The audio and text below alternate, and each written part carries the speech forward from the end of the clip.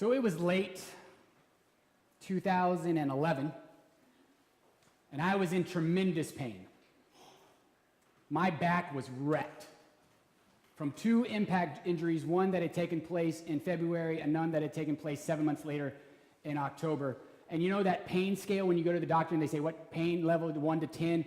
I was consistently in a 7 or an 8, and I was popping painkillers every single day just to alleviate the pain to the point where I could just do a bare minimum amount of work. And it was the Tuesday before Thanksgiving, and I woke up at 3 a.m. with just horrific pain in my back, and I was sure that I was not going to be able to get back to sleep. So I decided that I should go downstairs to our finished basement, which we used as a den, to watch TV, because watching TV would be better than just staring at the ceiling, repeating to myself, I'm in so much pain, I'm in so much pain, I'm in so much pain. So I decided to gingerly roll out of bed because I didn't want to wake Sasha up. Though I figured I wasn't going to wake her up because she slept like a rock and we slept with a white noise machine. But just in case, I gingerly rolled out of bed, and as I got out of the bedroom, I closed the door behind me because we had a cat, and the cat had a tendency that whenever the door was open to jump up on the bed. Those of you who have cats, I'm noticing a lot of cat owners, they know this behavior. They jump up on the bed and they like to knead you and use you as a pillow and wake you up. So I'm gingerly walking down the hallway, closing the door behind me, through the hallway, to the kitchen, to the staircase, which leads downstairs to the finished basement, which we use as a den. And I don't want to turn on the lights, because the lights going on is the sign to the dogs who are in their kennel crates that it's time to wake up, and I don't want them to wake up yet. So I'm descending the staircase in darkness, and we have 14 steps. I know that because I had cleaned them so many times. And when I got to step number 9, I sneezed. And every muscle and sinew and joint in my body locked up on me, and I lost the integrity of my back, my knees buckled, and I almost went down the last 5 stairs to hit the wall at the end of the staircase. And I grabbed onto the only thing that I could grab onto, which was the bar, the railing bar right there. And there I was. I knew if I took one more step, it would be a fatal flaw. There was nothing I could do. I could not afford another fall. 3. I could not afford that. So there I was, alone, in the dark, in pain, not knowing what I was going to do. And seeing some from head nods, I figure some of you in your life have been alone, in the dark, in pain, not knowing what you're going to do. I get the sense that you know something about that predicament. You've experienced that? If you have, give me an amen. It's just about all of you. Maybe you've recently experienced that, being alone, in pain, in the dark, not knowing what to do. Or maybe it's something from your distant past. Maybe you were pushed in to what I'm going to refer to as the pits. Being alone, in the dark, in pain, not knowing what you're going to do. It's the pits. And maybe you've been pushed into the pits by something or someone. Now here's the thing, some of our pits are a little shallower than somebody else's. Other pits are a little deeper than others. Sometimes we stumble into our pits unaware. Other times pits are laid like traps by malicious marauders or malicious family members. Sometimes pits are caused by unforeseen accidents or incidents, calamities that shake us to our core, natural disasters that are started by a butterfly flapping its wings 1,000 miles away that end up being tornadoes that just run through our lives like it's a Midwest town, or you get a phone call or knock on the door, and it's like a mudslide. Some of us are made with some chemical and emotional imbalances. And that's just part of who we are, and we need some help to help us sidestep those plunges into our pits.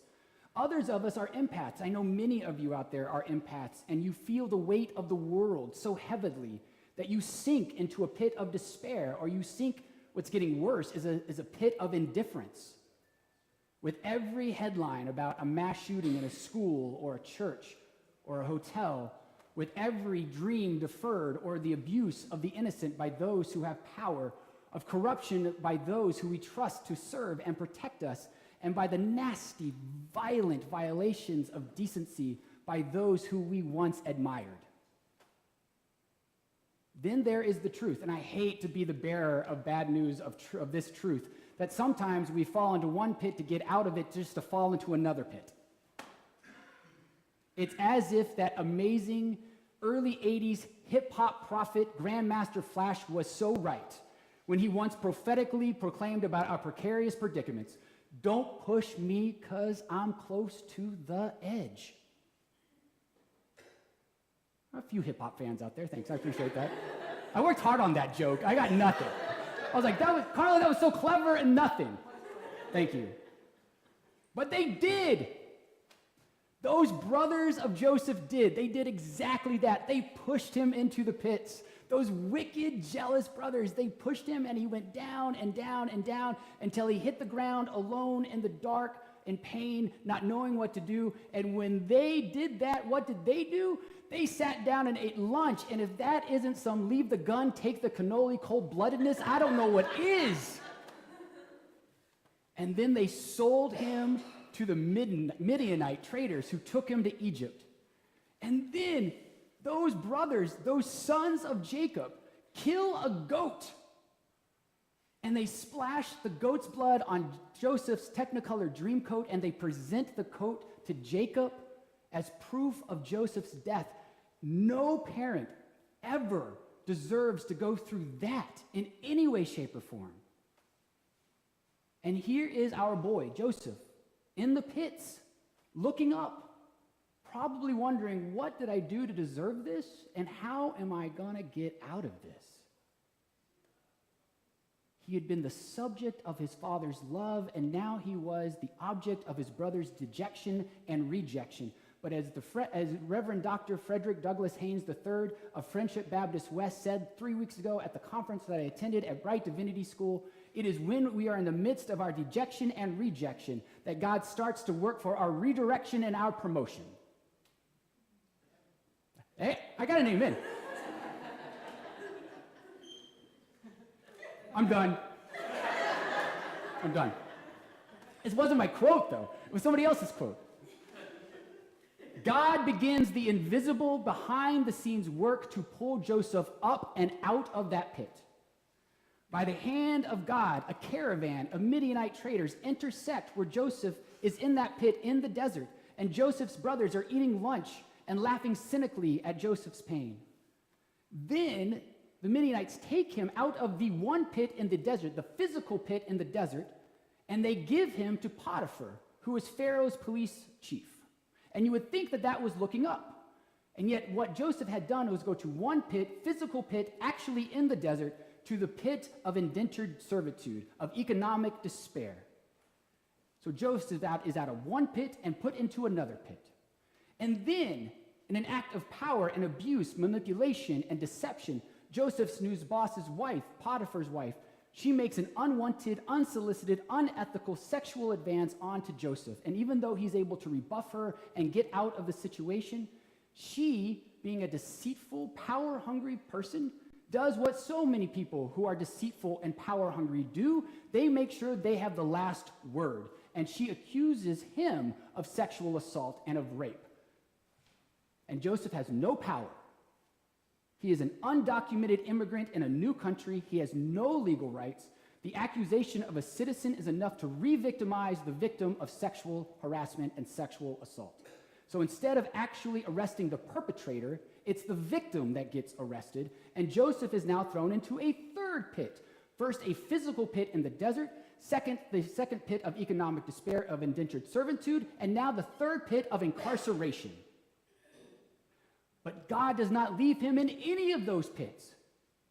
After Joseph has been in the prison for a while, he has new cellmates. Pharaoh's cupbearer and personal baker, and eventually by the use of his gifts of dream interpretation and talents, God guides Joseph by the invisible hand and purposes of God and through the spirit of mysterious ways, and Joseph ascends to power to what we might call Pharaoh's chief of staff.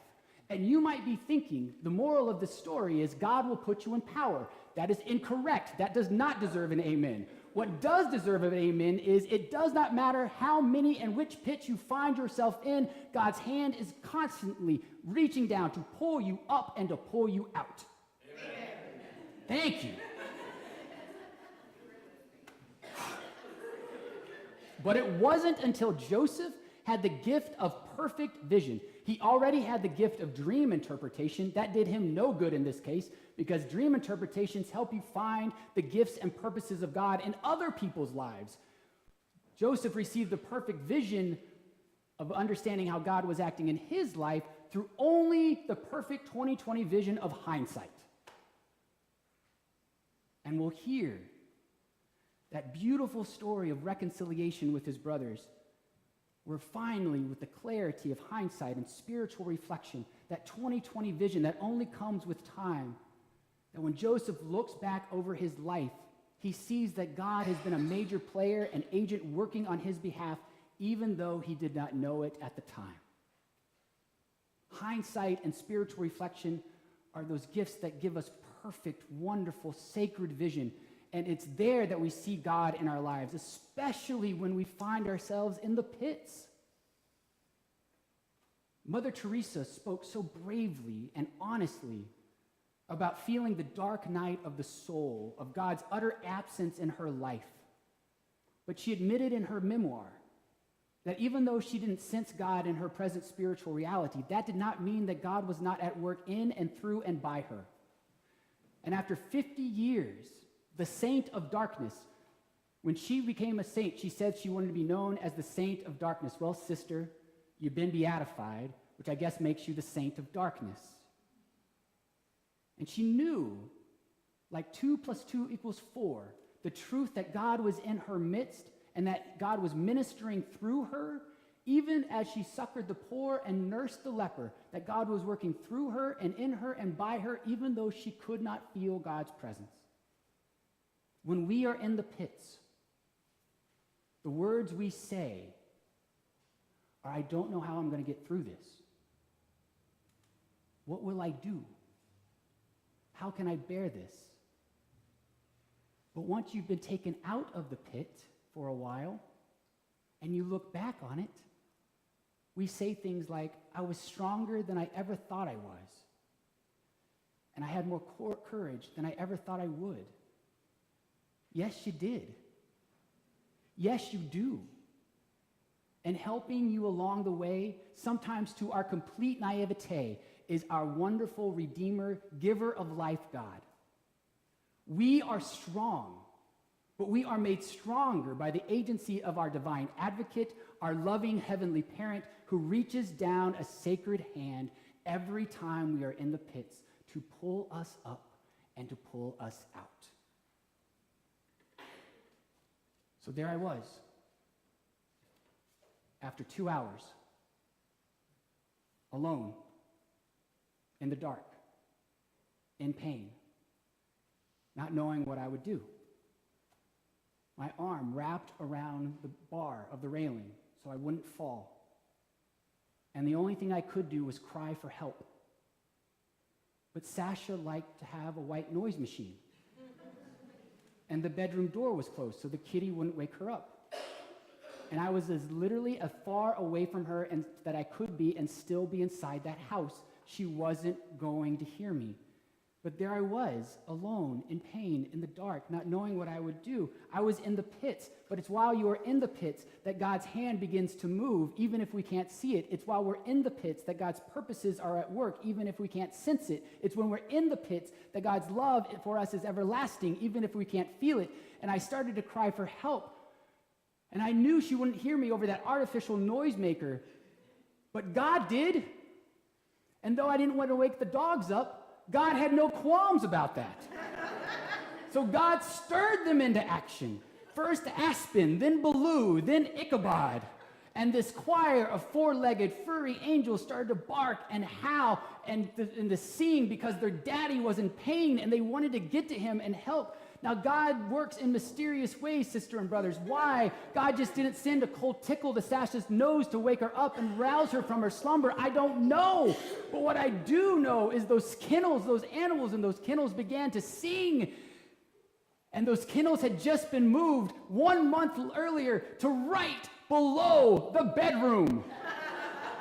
And these beloved angels began to wail and sing. Their cry first came up through the plastic of the kennels, then through the tiled ceiling, then past the pipes and the insulation. It perpetrated and broke through the hardwood floor to pierce through the noise of that white noise machine, so that the one who could help would hear my prayer. And then I heard salvation. The toilet flushed. She was up. And in that moment, my courage was spiked one last time, and I sent out my prayer, help. And then she appeared at the top of the staircase. An angel, no, Christ herself, in flannel PJs, and an old t-shirt she got from work that had a spaghetti sauce stain on it.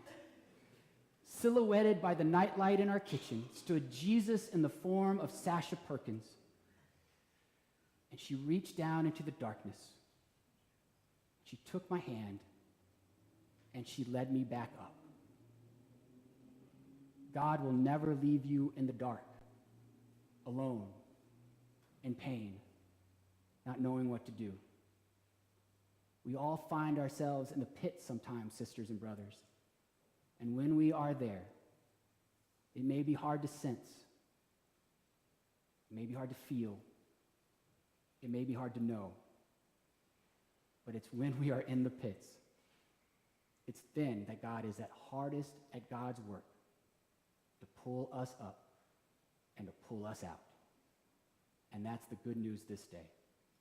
Amen.